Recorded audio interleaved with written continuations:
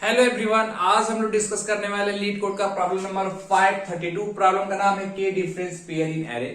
इसमें क्या है कि हमें एक एरे दिया हुआ है और एक हमें के दिया है। ठीक है, इस एरे में से हमें कोई भी दो इंडेक्स चूज करनी है और ये दो इंडेक्स ऐसा होना चाहिए कि इन दोनों का अगर मैं डिफरेंस देखूं तो वो दो आ जाए। ठीक है, मतलब एब्सोल्यूट डिफरेंस देखूं तो दो आ जाए। तो हमें बताना है ऐसे टोटल कितने पेयर पॉसिबल बन सकते हैं। एक बात याद रखना ये कि 1 और 3 और 3 का 1 ये दोनों एक ही पेयर है, तो इसको हम काउंट करेंगे 1। मतलब एक का कॉम्बिनेशन 3 के साथ है या 3 का 1 के साथ हो तो मतलब बात एक ही है, तो ऐसे कॉम्बिनेशन को हम एक काउंट करेंगे। ठीक है, इस प्रॉब्लम को चलिए हम कैसे करते हैं। इस प्रॉब्लम को हम लोग जैसे टू सम टाइप वाला प्रॉब्लम किए थे उस टाइप में हम लोग करते हैं। अगर आपने टू सम नहीं देखा तो आप जाके देख सकते हैं, वीडियो में मैंने उस पर अपलोड करी है सोल्यूशन उसकी। तो इसमें सबसे पहले हमें क्या करना है कि इसका अप्रोच क्या है कि हम सबसे पहले इसको मैप में डाल देते हैं। जो भी हमारे पास एरे है उसको मैप में डाल देते हैं विथ देयर फ्रीक्वेंसी। उसकी वैल्यू कितनी होगी, इनकी फ्रीक्वेंसी होगी। ठीक, मैप में डाल दिया और हम मैप को ही इटरेट करते हुए आ रहे हैं। मतलब मैप के पहले एलिमेंट को पकड़ा और देखा कि इसमें के माइनस जो भी नंबर मेरे को मिला माइनस के कर दूंगा, और जो मेरे को अब रिक्वायरमेंट नंबर आ गई यही ना, क्योंकि इन दोनों का डिफरेंस क्या आना चाहिए। तो हमने पहला कोई इटरेट कर रहे थे, मैं को पहला नंबर पकड़ा, उसमें से के माइनस कर दिया। अब देखें मुझे क्या रिक्वायर्ड है। अब देख रहा हूँ कि जो रिक्वायर्ड नंबर है वो मैप में एग्जिस्ट करते क्या। अगर एग्जिस्ट करते तो मेरा आंसर का पार्ट होगा, एग्जिस्ट नहीं करते तो आंसर का पार्ट नहीं होगा। ओके ठीक, तो आइए इसी पार्ट को देखते हैं। तो जैसे अगर इसको हम मैप में डालेंगे तो ये हमारे पास क्या बन जाएगा, ये हमारा कुछ इस तरीके से बन जाएगा। मैप में हमारे -1 चला जाएगा और इसकी फ्रीक्वेंसी 1 होगी, 1 चला जाएगा इसकी फ्रीक्वेंसी 1 होगी, और 3 चला जाएगा इसकी फ्रीक्वेंसी 1 होगी। ठीक है, अब हमने बोला ये हमारा मैप बन गया। ठीक, अब हमने बोला कि 1 बाय 1 इटरेट करते हैं मैप को। तो मैप में सबसे पहले हमने -1 डाला। ठीक है, -1 को पकड़ा तो हमें क्या था, -1 माइनस के यानी -2, ये हमें कितना है यानी कि -3। ठीक, यही होगा। तो अब हम देखेंगे मैप में हमारे -3 है क्या, नहीं है तो हम आंसर को नहीं बढ़ाएंगे। अभी आंसर इक्वल टू 0 है मेरा। ठीक है, अगर नहीं होगा। ठीक, अब आएंगे हम 1 के पास। तो हमने देखा 1 -2, ये कितना आ गया -1। तो ये क्या मेरा कॉम्बिनेशन -1 इसमें एग्जिस्ट करता है क्या, हाँ देखिए -1 एग्जिस्ट कर रहा है। तो यानी कि ये एक कॉम्बिनेशन हो गया। क्या कॉम्बिनेशन हो गया, 1 और -1 का कॉम्बिनेशन। ओके, तो हम आंसर को अपने इंक्रीमेंट कर देंगे। दूसरी बात, अब आएंगे इसके बाद हम इस पर थर्ड पर। ठीक है, 3 माइनस के की वैल्यू 2, यानी देखेंगे 1 एग्जिस्ट करते क्या, हाँ तो इसकी काउंट को +1 और कर देंगे। ठीक है, तो ये तो यानी 2 हमारा आंसर होगा। आप जब इस मैप को इटरेट कर रहे होंगे आपको ये डाउट होगा कि हम दोनों केस क्यों नहीं ले रहे हैं। मतलब जैसे कि यहाँ पे हमें क्या दिया हुआ है, मान लीजिए कोई नंबर है x माइनस वाई और इसका बोलता है एब्सोल्यूट डिफरेंस क्या आना चाहिए, यही ना।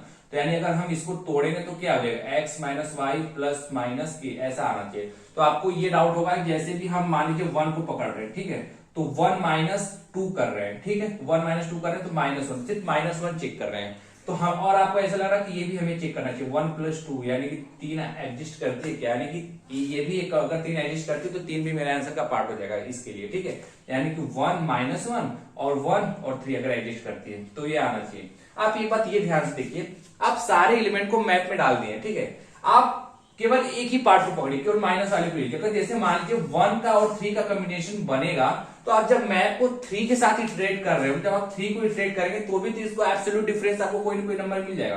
अगर 1 3 आपको मिलेगा, अगर आप 1 को इटरेट कर रहे थे आपको 1 3 मिला, तो मैं ये कह सकता हूं कि जब मैं 3 को इटरेट करते हुए आऊंगा तो मेरे को 1 जरूर मिलेगा। तो आप क्या कीजिए, आप केवल एक ही साइन को पकड़िए, माइनस साइन आप देखिए। ठीक है, तो आप क्या करिए, बस हर एक नंबर को पकड़िए और माइनस करते हुए देख लीजिए एग्जिस्ट करता है कि नहीं। ठीक है, आई होप आपको क्लियर हो गया। इसमें एक केस आपको और याद रखनी है, वो कौन सा केस होगा, सेल्फ वाला केस। यानी कि आप एक बात याद रखिए, मैं हर वीडियो में बताता हूँ अपने मैप के, कि आप जब भी मैप बनाते हो उसमें एक सेल्फ केस जरूर याद कीजिए। सेल्फ केस मतलब जैसे मान लीजिए कि यहाँ पे यहाँ पे हम ऐसा ले लेते हैं, इसमें कौन सा केस ले ले, 4 ले लेते हैं।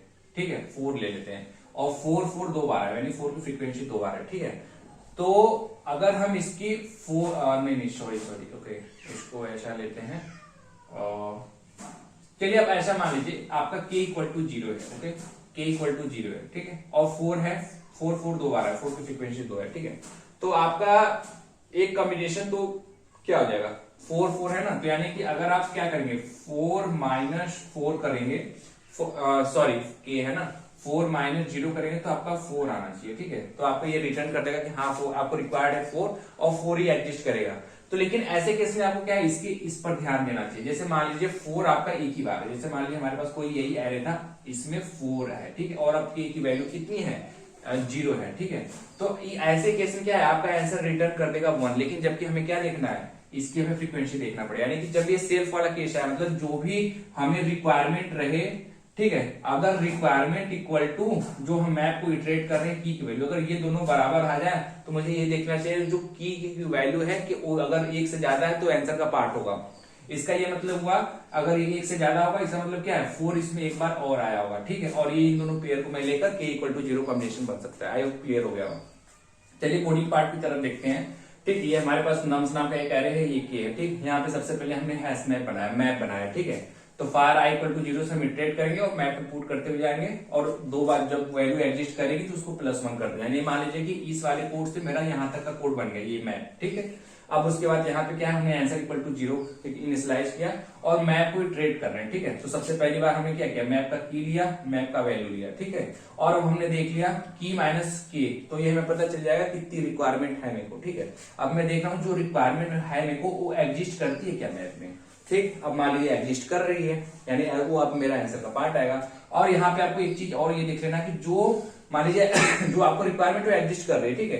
अब आपको ये सेल्फ वाला केस देखना है, मतलब कि जो रिक्वायरमेंट है अगर वही खुद की वैल्यू होगी, जैसे मान लीजिए मैं बोलता हूँ 4 आपको रिक्वायरमेंट है और 4 को यहाँ पे ट्रेड करें, तो इस केस में ये खुद रिटर्न कर देगा, ठीक है। तो ऐसे केस में मुझे आंसर की वैल्यू 1 से तभी इंक्रीमेंट करनी पड़ेगी जब HM.get की वैल्यू 1 से ज्यादा होगी, ठीक है। आई होप आपको क्लियर हो। जैसे मान लीजिए अगर ये 4 है, अगर ये 1 से ज्यादा होगी तभी 4 का एक कॉम्बिनेशन बन पाए। अगर ये वैल्यू अगर 1 ही होती तो क्या है, हमें कोई कॉम्बिनेशन नहीं मिल पाता। जबकि इस केस में रिटर्न करता कि हाँ हमें रिक्वायरमेंट कितनी है, 4 की, और 4 एग्जिस्ट कर रहा है और ये 4 की फ्रीक्वेंसी पता चला 1 ही है, तो जबकि आंसर नहीं आना चाहिए। पर अगर आप ऐसे देखेंगे तो आपका 1 आ जाएगा, ठीक है। तो हमें क्या करना है, 4 की फ्रीक्वेंसी देख लेंगे ऐसे केस में। अगर ये वैल्यू 1 से ज्यादा है तो कंडीशन ट्रू हो जाएगी और ये 1 ऐड हो जाएगा, नहीं तो कंडीशन फॉल्स होगी तो 0 ऐड हो जाएगा। नहीं है ये चीज, अगर कंडीशन ये नहीं है, कंडीशन है तो यानी आंसर हमेशा एग्जिस्ट करेगा और लास्ट में बस आपको आंसर को रिटर्न कर देना है। आई होप आपको क्लियर हो गया होगा। कोई डाउट है तो कमेंट बॉक्स में जरूर मेंशन कीजिए। ये सारा कोड आपको कमेंट सेक्शन में मिल जाएगा। Thank you.